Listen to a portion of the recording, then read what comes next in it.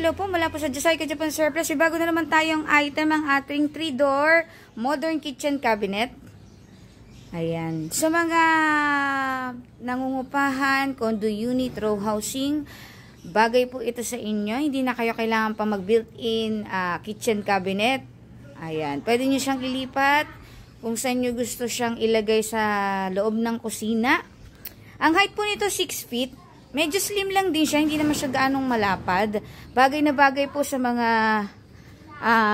gusto lang medyo maliit na kitchen cabinet para meron kayong lagayan ng inyong mga pantry o lagayan ng mga grocery. So, yan. Yung shelves niya po ay na-adjust din yan, ha? Depende po sa laki ng ilalagay yung grocery dyan. Meron din siyang parang exhaust dito, labasan ng init o ng usok. Tapos mga pwede ka rin dito patong ng induction kung gusto mo naka-induction. Tapos may saksakan din po siya, 220 volts din po yan.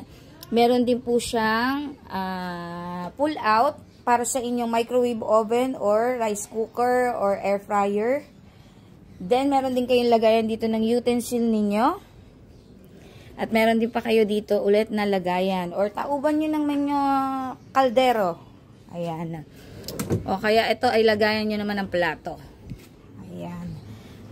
Ayan siya. Sa mga interesado po, we are located po at number 9, J. Cruz Street, Barangay Santa Ana po, San Mateo, Rizal. Pwede nyo rin po i-like and follow ang aming Blue App or FB page, Josica Japan Surplus Bodega, or mag-message na lang po kayo sa aming TikTok account, Josica Japan Surplus Bodega. Salamat!